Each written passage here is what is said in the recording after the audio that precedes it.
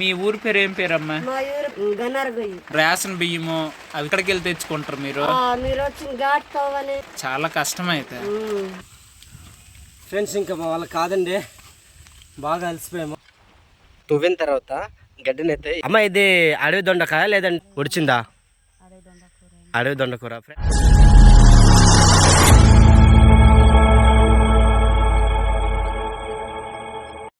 Friends అందరూ ఎలా ఉన్నారు? ఈరోజు మీకోసం మరి కొత్త వీడియోతో మీ ముందుకైతే రావడం జరుగుతుంది. ఎత్తైన కొండల మీద దట్టమైన అడవి ప్రాంతంలో ఒక మారుమల గిరిజన ప్రాంతం ఉంది. ఇలాంటి గ్రామాన్ని మీరు ఎప్పుడు కూడా చూస్తుంటారు. గ్రామం పేరు గన్నరగొయ్యి, సాలూరు మండలం, పాట్పూర్ మన్యం జిల్లా. ఈ గ్రామానికి ఎటువంటి రోడ్ లేదండి. ఎవరికైనా అనారోగ్యం బాగలేకపోతే మేము నడుచుకుని వెళ్తున్నాం కదా, ఆ దారి అంటే డోలి కట్టి తీసుకెళ్తారు. వాళ్ళు బియ్యం కావాలన్నా నిత్యావసరం కొనుక్కోవాలని కూడా 10 కిలోమీటర్లు, అంటే రావడం 10 వెళ్ళడానికి 10, మొత్తం 20 కిలోమీటర్లు నడుచుకుంటూ వెళ్తారండి. ఈ వీడియో అయితే తప్పకుండా మీకు నచ్చుతుంది. మీకు నచ్చితే ఒక లైక్ చేసి అలాగే మరిన్ని ఇలాంటి వీడియోస్ కోసం మా సాలూరు ట్రైబల్ బ్లాగింగ్ అనే యూట్యూబ్ ఛానల్ని సబ్స్క్రైబ్ కూడా మర్చిపోదు. మరి లేట్ చేయకుండా వీడియోకి వెళ్దామా?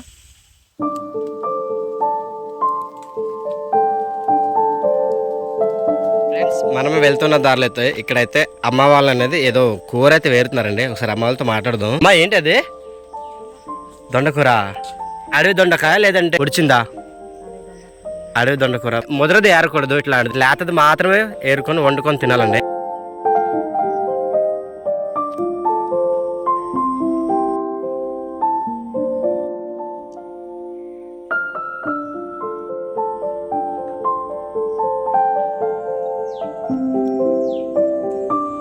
అయ్యా ఎక్కడికి వెళ్తున్నారు? ఇటు కొండపోటు చేసుకోవడానికా? ఆహా, కొండపోటు చేసుకోవడానికి ఈ విధంగా అయితే అంబేలు అన్నం బువ్వ పట్టుకొని వెళ్తున్నారండి. మధ్యాహ్నం పని చేసిన తర్వాత ఈ తీసుకెళ్తున్న ఆహారాన్ని అయితే వాళ్ళు భుజిస్తారండి.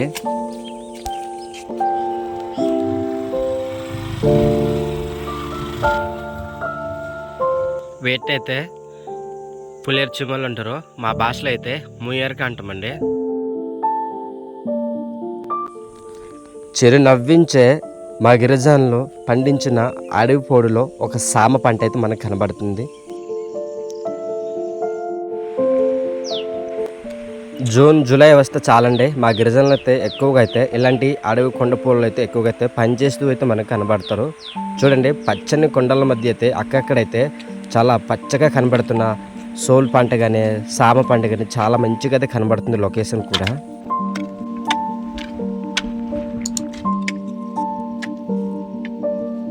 తువ్విన తర్వాత గడ్డినైతే ఈ విధంగా అయితే కాలుతో వేరే చేస్తారు.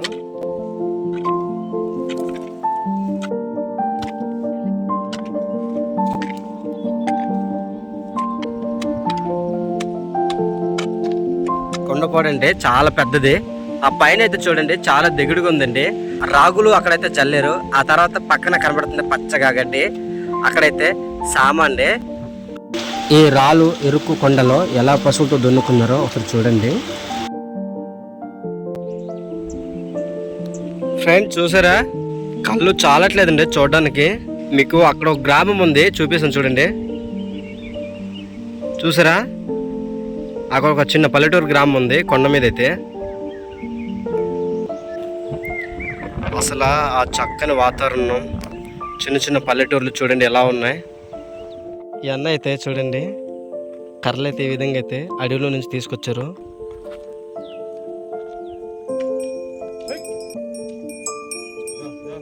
ఇలాంటి లోయల ప్రాంతంలో అయితే మా వాళ్ళ అందరూ కూడా ఈ విధంగా అయితే పశువులు నాంగేలు ఉపయోగించుకొని దున్నుతారు. మా గిరిజనులకు ఎక్కువ సాగు భూములు అయితే ఉండవండి.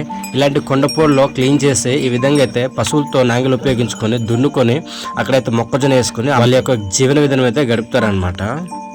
ఫ్రెండ్స్ చూసారా, ఇప్పుడే మా యొక్క నరక ప్రయాణం అయితే కొనసాగుతుంది. దట్టమైన అడవి కనబడుతుంది. ఇలాంటి అడవి గుండాల మధ్య అయితే మార్చుకుంటూ వెళ్ళడం జరుగుతుంది.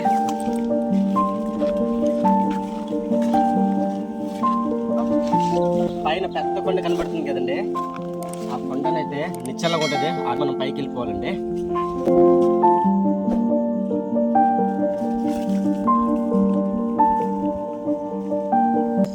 మా అడవి ప్రాంతంలో ఎక్కువగా అయితే ఇలాంటి పుట్టగొడుగులు అయితే చాలా అంటే చాలా రకాలుగా అయితే మూలుస్తాయి, కనబడుతూ ఉంటాయి అన్నమాట. వాటిలో మనం కొన్ని తినొచ్చు, కొన్ని తినకూడదు. ఇక్కడ మనకు కనబడుతుంది కదా ఫ్రెండ్స్, ఇదైతే మనం తినకూడదండి. వాళ్ళు ఎక్కడికి వెళ్ళాలని కూడా ఇదే దారి నడుచుకుంటూ రావడం జరుగుద్ది. ఈ రోడ్ అనేది చాలా రోజుల తర్వాత చేసి ఒగ్గేశారు, మరి తర్వాత పట్టించుకోలేదు.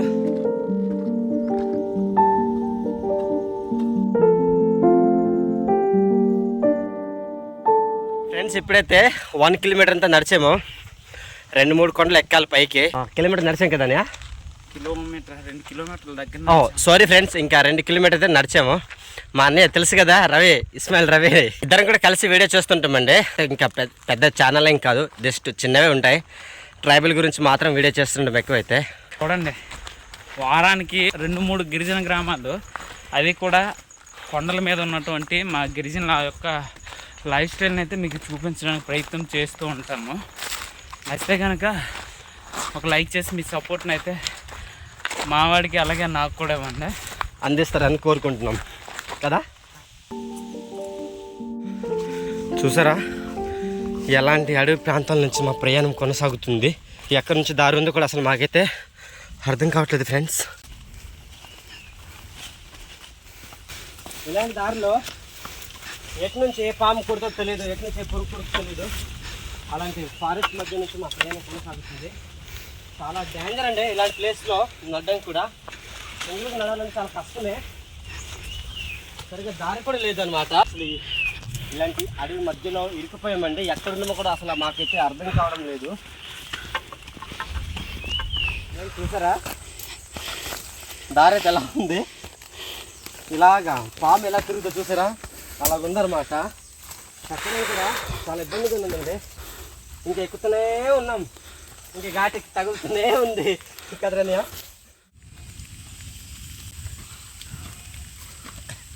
ఒరే బాబాయ్, అమ్మా ఫ్రెండ్స్, ఇంకా మా వాళ్ళకి కాదండి, బాగా అలసిపోయాము.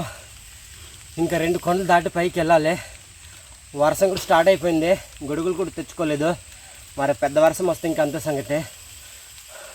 ఇంకెళ్దామా?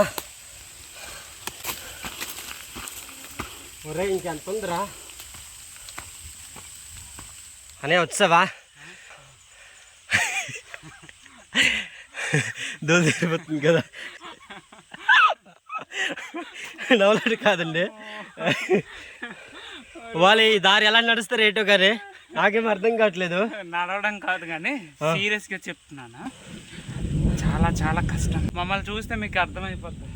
చాలా డౌన్లో నుండి వచ్చాం, నడవలేక నడుస్తున్నాము. ఒక బాటిల్ వాటర్ తెచ్చాం, అది కూడా ఇంకా ఓపెన్ చేయలేదు. అంటే మధ్యలో ఎక్కడ కూడా మనకి వాగులు అంతగా దొరకమండి, అందుకోసం తెచ్చిన నీరు కూడా బ్యాగ్లోనే పెట్టి ఉంచాము. 35 కేజీ బియ్యము ఇక్కడ నుంచి ఎలా మోసుకొస్తారు అసలు అర్థం కావట్లేదండి. చూడండి, నిజంగా దగ్గరగా చూడండి, దగ్గరగా చూపించి. తడిసిపోయాం, మెత్తగా తడిసిపోయాం. అలాగే ఆరోగ్యం ఎవరికి బాగలేకపోతే కూడా ప్రెగ్నెంట్ వాళ్ళని, జ్వరంతో ఉన్న వాళ్ళని నడవలేకపోతే ఇదే దారి డోలీ కట్ అయితే మోసుకొస్తారటండి. అయితే చాలా కష్టపడి చేస్తున్నామండి. మా ట్రైబల్ లైఫ్ స్టైల్, మా గిరిజనులు ఏ విధంగా ఉంటున్నారు, వాళ్ళు కట్టు బట్ట అనేది ఈ వీడియోలో ప్రతిదీ అయితే ఎక్స్ప్లెయిన్ చేయడం జరుగుతుంది. వీడియోను చివరి దాకా చూడండి, ఓకేనా? మీకు నచ్చితే ఒక లైక్ చేయడం మాత్రం మర్చిపోకండి ఫ్రెండ్స్, ఓకే? ఇంకా మేమైతే ఇంకా నడుస్తూనే ఉన్నాం, ఇంకా కంటిన్యూగా. చాలా దూరం ప్రయాణం తర్వాత ఈ గిరిజన గ్రామానికి అయితే మొత్తానికి ఏదో విధంగా అయితే గ్రామానికి చేరుకున్నామండి. ఫ్రెండ్స్, ఈ గ్రామానికి ముందైతే పెద్ద కొండమాడి చెట్టు అయితే ఉంది, మనకు కనబడుతుంది, చూసారు కదా. ఇంత కొండపైన కూడా చూడండి ఫ్రెండ్స్, ఈ ఊట నీరు అయితే మనకి ఇక్కడ నుంచి కనిపించాయి. ఈ ఊట నీరే వీలైతే గిన్నెలు దొమ్మడం, తర్వాత బట్టలు ఉతుకోవడం అనేది ఎక్కువగా అయితే ఇవి ఉపయోగిస్తారు అనమాట.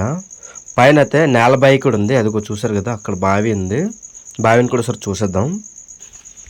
సరే బావి నీళ్ళు చూద్దాం. బావిలో అయితే నీరు ఉన్నాయండి. ఇదిగో ఫ్రెండ్స్, గ్రామం అయితే ఈ విధంగా అయితే కట్టుకున్నారండి, చాలా మంచిగా ఉంది.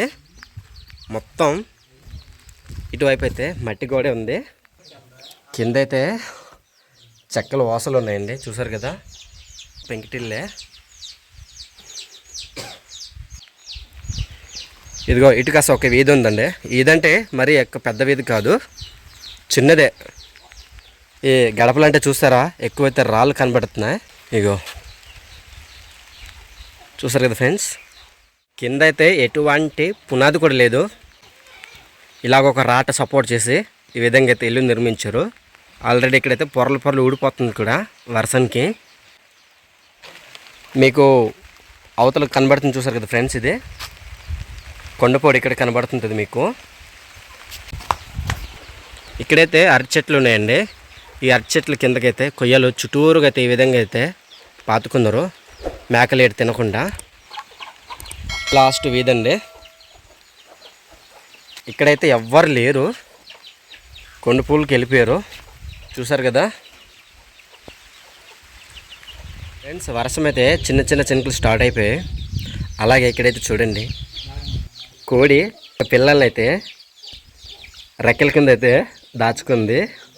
చూడండి ఫ్రెండ్స్, చాలా మంచిగా గుంపులు గుంపులుగా అయితే వెళ్ళి అలాగా ఈ విధంగా అయితే వర్షంకి తడవకుండా రేకుల కింద అయితే ఉన్నాయి. అమ్మా బాగున్నారమ్మా? మీ పేరమ్మా? నా పేరు పూసరి సీతమ్మ. మీ ఊరి పేరు ఏం పేరమ్మా? మా ఊరి పేరు గనరగొయ్యి. మండలము? మండలము సాలూరు మండలం. సాలూరు వస్తుందా? మీకు రేషన్ బియ్యము అవి తెచ్చుకోవాలంటే ఎక్కడికి వెళ్ళి తెచ్చుకుంటారు మీరు? మీరు వచ్చిన ఘాట్ తోవని. గాడితోనే తెచ్చుకోవాలి. ఎక్కడ ఇస్తారు మీకు రేషన్ బియ్యం అవి? దండిగం ఉంది. ఓహో, దండిగం, చాలా దూరం. అయితే ఆ కొండలన్నీ ఎక్కి దిగి రావాలి అయితే మీరు. రాలే, కష్టమే. మరి హాస్పిటల్కి వెళ్ళాలంటే అలాగే మీరు వచ్చి ఆ తోవన రాసుకొచ్చే తోవని అలాగే రావాలి. అలాగే రావాలి మోసుకొని. మీ ఊరికి ఎవరు రావాలన్నా వెళ్ళాలన్నా అలాగే వెళ్ళి రావాలి. చాలా కష్టం. అయితే మన ఊర్లో ఎంతమంది ఉంటారమ్మా, చిన్న పెద్ద అందరూ కలిపి? మన ఊరికి 40 మంది తింటారు, 50 మంది తింటారు. అది నాకు గుర్తు లేదు. అంతమంది అయితే ఉండర్లమ్మ, ఒక 20 మంది దగ్గర ఉంటారు. ఉంటారా? ఉంటారు. మరి 9 ఇల్లులే ఉన్నాయి కదా? ఇల్లు 9 మరి ఇక్కడ 4 5 6 ఉన్నాము. ఎందుకు ఉంటాము? అయితే ఇంత పెద్ద అడవిలో మీరు ఉన్నారు కదా, మరి మీకు భయమే ఇదా రాత్రిపూట? మరి అప్పుడు పెద్దలు ఉండి ఉడకలు భూములు ఎలాగా అయితే వెళ్ళిపోతాం. చావైన బతుకైనా ఈ కొండ మీద మీ జీవనం. అమ్మ అయితే చూడండి చాలా చక్కగా మనతో చెప్తూ వచ్చారు. అమ్మ, మీరు ఇక్కడ కొండ మీద ఉంటున్నారు కదా, మరి కొండపూళ్ళు ఏటేటి పంటలు చేస్తారు మీరు? ఏటేటి పంటలు మరి చామలు, చోళ్ళు, మినుములు, ఇవే ఇంటికి తప్ప మరి పండాల్సుకున్నాను. అవును, వీటన్నిటిని పండించిన తర్వాత మీరు అమ్ముకుంటారా లేదంటే మీరు తినడానికా? మేము ఆ చోళ్ళు, చామలు, మెట్టుదానేమో మేము తినడానికి తింటాం, కానీ అవి అమ్ముకుంటాం. మిగతా అమ్ముకుంటారు. అమ్ముకుంటాం. ఇది ఫ్రెండ్స్, వీడియో అయితే చూస్తారు కదా, అమ్మ వాళ్ళ బాధలు, అమ్మ వాళ్ళ కష్టాలంతా మీకు వీడియో రూపంలో అయితే చూపించడం జరిగింది. ఎత్తైన కొండల మీద ఎలా కట్టుకున్నారు, ఎలాంటి ఇల్లు అనేది వీడియోలో మీకు వివరంగా చక్కగా అయితే ఎక్స్ప్లెయిన్ చేస్తాము. వీడియో మీకు ఎలా అనిపించిందో కామెంట్లో తెలియచేయండి. వీడియో కానీ మీకు నచ్చితే ఒక లైక్ చేసి, అలాగే మరిన్ని ఇలాంటి వీడియోస్ కోసం మన సాలు ట్రైబల్ బ్లాగింగ్ అనే యూట్యూబ్ ఛానల్ సబ్స్క్రైబ్ కూడా మర్చిపోదు. రేపటితో బాయ్ చెప్పు పని సబ్స్క్రైబర్కి. బాయ్ చెప్పు, బాయ్ అని చెప్పు, ఇలా చెప్పు, ఇలా చెప్పు, బాయ్ అని. Bye friends.